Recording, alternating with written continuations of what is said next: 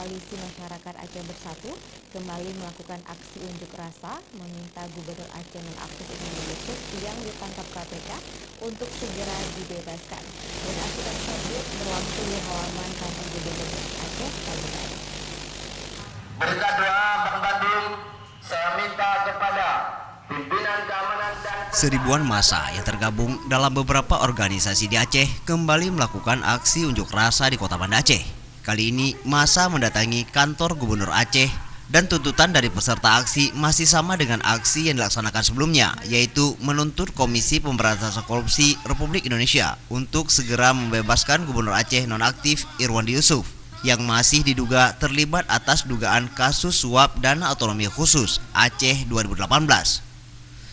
Selain mendesak KPK, ribuan massa tersebut juga mengancam jika KPK tidak segera membebaskan Irwandi Yusuf, maka mereka akan melumpuhkan roda pemerintahan yang berlangsung di Aceh dan akan memboikot pesta demokrasi pada pemilihan legislatif dan Pilpres 2019 mendatang.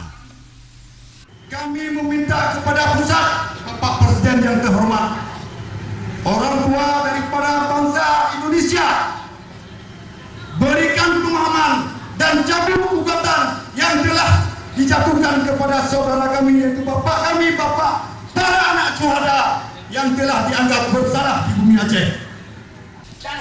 Aksi yang berlangsung sejak pukul 10 pagi tadi mendapat pengawalan ketat dari petugas Satuan Polisi Pamong Praja, personil kepolisian, dan sejumlah anggota TNI.